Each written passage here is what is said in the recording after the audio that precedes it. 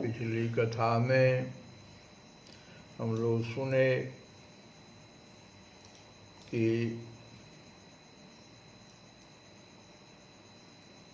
ये विचरणशील इंद्रियां जो हैं, भगवान अर्जुन से कह रहे हैं कि विचरणशील इंद्रियां जो हैं वो पानी में तैरती नाव को जैसे प्रचंड वायु दूर बहा ले जाती है, ये विचरणशील इंद्रियां,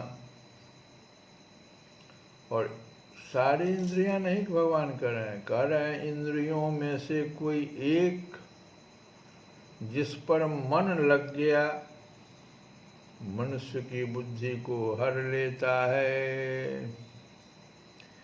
इंद्रियाणाम हि चरताम यत मनः अनुविधीयते तत् अस्य हरति प्रज्ञां वायुनावम् इव भसी। और फिर भगवान आगे कहते हैं कि हे महाबाहु, क्योंकि इंद्रियों पर विजय करना है तो भगवान अब अर्जुन को कह रहे हैं हे महाबाहु, जिस पुरुष की इंद्रियां अपने अपने विषयों से सब प्रकार से विरत होकर उसके बस में है, उसी की बुद्धि निसंदेह स्थिर है। क्योंकि अर्जुन का प्रश्न था कि किसकी बुद्धि भगवान स्थिर मानी जाए। भगवान कहते हैं कि तस्मात् यस्य महाबाहो निगृहीतानि सर्वशः इंद्रियाणि इंद्रियार्थेभ्यः तस्य प्रज्ञा प्रतिष्ठिता। इंद्रियाणि इंद्रिये अर्थेभ्यः तस्य प्रज्ञा प्रतिष्ठिता।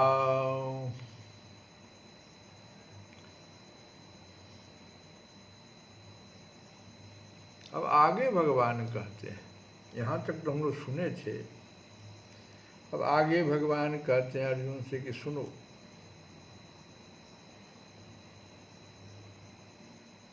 आत्मसंयमी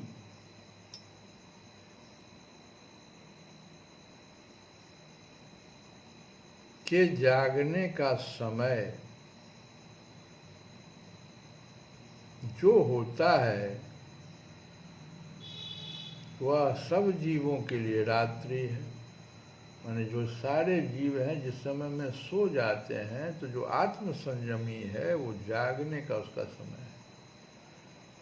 वो जागृत अवस्था में रहता है कि मेरी इंद्रियां कहाँ भाग रही है। तो सो जाता है उसी की इंद्रियां भाग जाती। माने सो जाता मतलब नींद नहीं यहाँ पर है।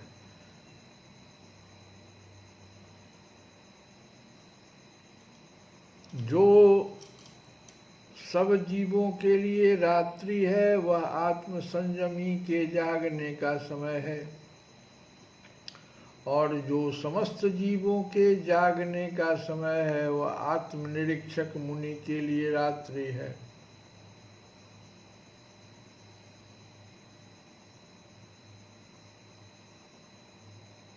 या निशा सर्वभूतानां तस्याम जागर्ति संयमी,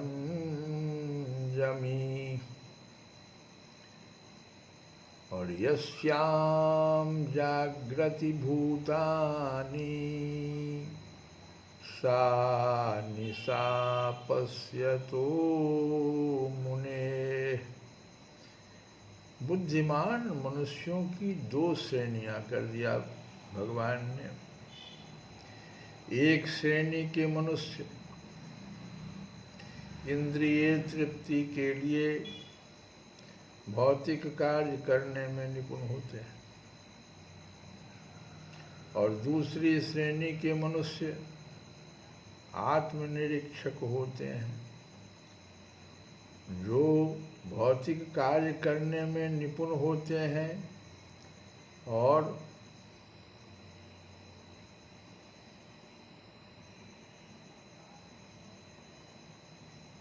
भौतिक कार्य में जो निपुण होते हैं वो पहले श्रेणी का मनुष्य हुआ जो इंद्रिय तृप्ति के लिए भौतिक कार्य करने में निपुण है, और दूसरी श्रेणी के मनुष्य आत्मनिरीक्षक हैं जो आत्म साक्षात्कार के अनुशीलन के लिए जागते हैं। एक प्रकार का जो प्रथम श्रेणी का मनुष्य हुआ वो इंद्रिय तृप्ति के लिए भौतिक कार्य करने में निपुण होता है, जबकि जो आत्मनिरीक्षक है वो आत्म साक्षात्कार के अनुशीलन के लिए जागते रहता है। विचारवान पुरुषों या आत्मनिरीक्षक मुनि के कार्य भौतिकता में लीन पुरुषों के लिए रात्रि के समान है, और भौतिकतावादी व्यक्ति ऐसी रात्रि में अनभिज्ञता के कारण आत्म साक्षात्कार के प्रति सोए रहते हैं। आत्मनिरीक्षक मुनि भौतिकवादी पुरुषों की रात्रि में जगे रहते हैं। मुनि को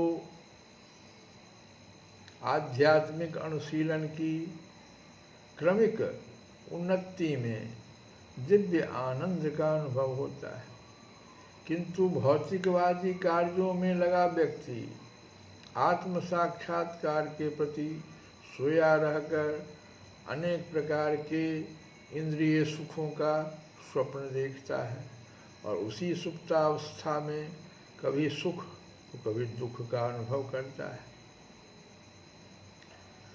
आत्मनिरीक्षक मनुष्य भौतिक सुख तथा दुख के प्रति अनमनस्क रहता है।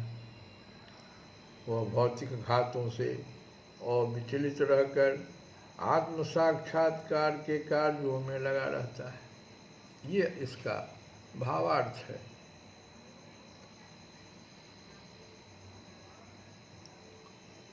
हम लोग विनय पत्रिका से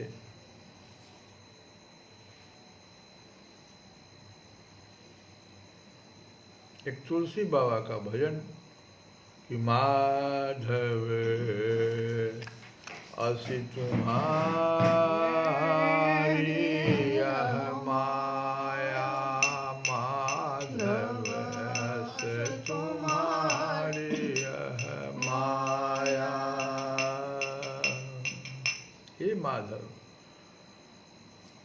तुम्हारी यह माया ऐसी दुस्तर है कि कितने ही उपाय करके पचमरो, पर जब तक तुम दया नहीं करते तब तक इससे पार पा जाना संभव ही है। माधव से तुम्हारी यह माया, माधव से तुम्हारी यह माया।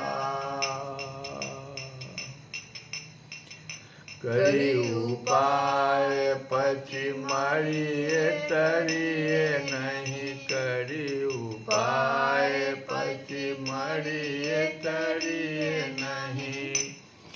जब लगी करहूँ न दया, माधव से तुम्हारी यह माया, माधव से तुम्हारी यह माया। सुनिए गुनिए समझिए समझाइए, सुनिए गुनिए समझिए समझाइए। दशा हृदय नहीं आवे, सुनिए गुनिए समझिए समझाइए।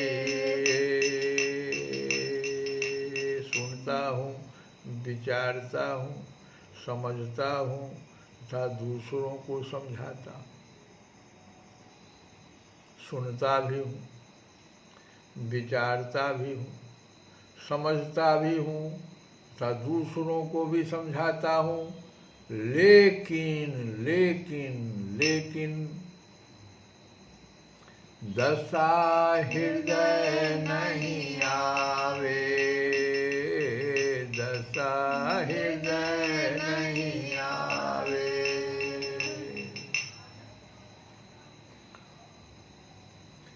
यही अनुभव बिनु मोह जनित भव, यही अनुभव बिनु मोह जनित भव, यही अनुभव बिनु मोह जनित भव। दारुण विपत्ति सतावे माधव, अस तुम्हारी माया माधव, अस तुम्हारी माया। मैं सुनता भी हूँ, विचारता भी हूँ, समझता भी हूँ तथा दूसरों को समझाता भी हूँ, पर तुम्हारी इस माया का यथार्थ रहस्य समझ में नहीं आता। और जब तक इसके वास्तविक रहस्य का अनुभव नहीं होता, जब तक इसके वास्तविक रहस्य का अनुभव नहीं होता, तब तक मोह जनित संसार की महान विपत्तियां दुख देती ही रहेगी। भव दारुण विपत्ति सतावे, मोह जनित भव दारुण विपत्ति सतावे।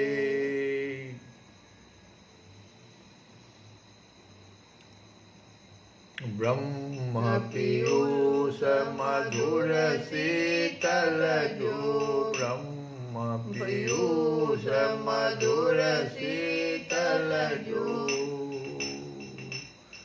रूप मन सोरस पावे,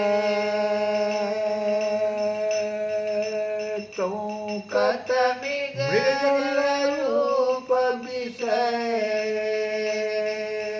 कारण निशिवासर धावे माधव, अस तुम्हारे माधव, अस तुम्हारी माया।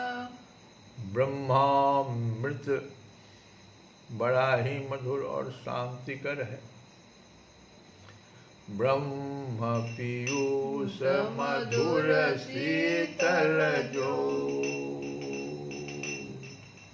ब्रह्मामृत मैंने ब्रह्म अमृत जो है बड़ा ही मधुर और शांतिकर है। यदि मन को वह अमृत रस कहीं चखने को मिल जाए, तो फिर यह विषय रूपी झूठे मृगजल के लिए क्यों रात दिन भटकता फिरे। तौ कत मृग जल रूप विषय, कारण निशिवासर धावे मारुति तुम्हारी माया। यही के भवन विमल चिंतामणि, यही के भवन विमल चिंतामणि, शोकत काच बटोरे,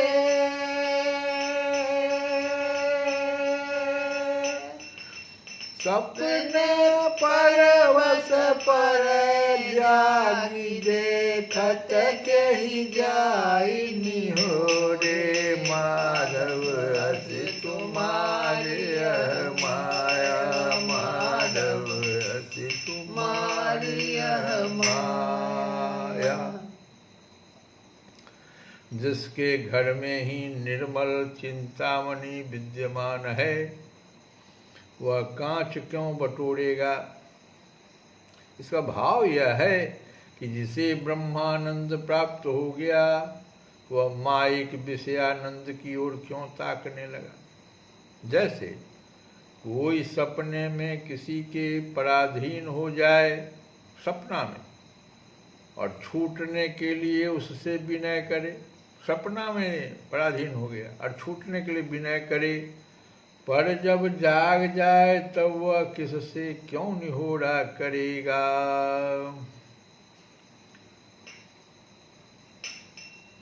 सपने परवश पर जाग देखत के ही जाय निहोरे,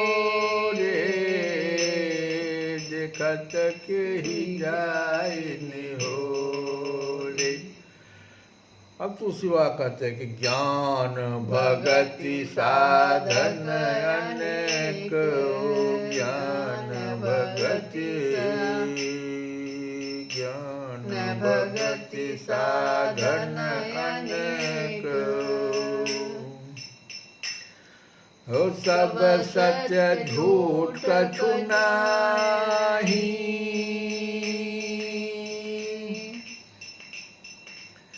तुलसीदास हरि कृपा मिटे ब्रह्म,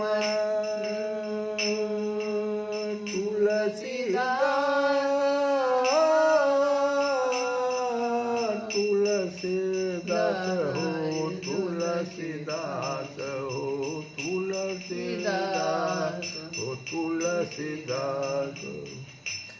तुलसीदास हरि कृपा मिटे भ्रम, यह भरोस मन माही, माधव रस तुम्हारी माया,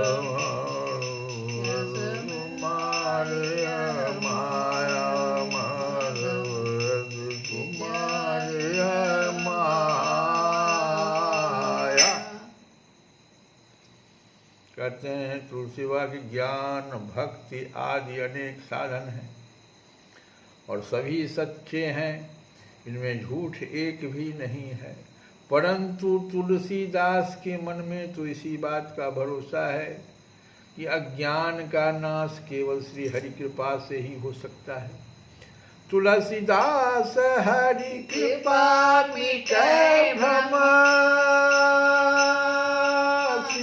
राम जय राम जय जय राम, श्री राम जय राम जय जय राम, श्री राम जय राम जय जय राम, श्री राम जय राम जय जय राम।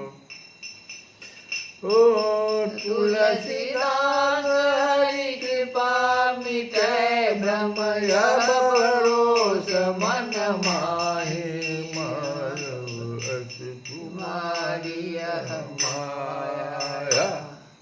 अर्थात भगवत कृपा ही परम साधन है और वह सब जीवों पर है। केवल उस पर भरोसा या परम विश्वास करना चाहिए। श्री कृष्ण गोविंद हरे मुरारे, नाथ नारायण।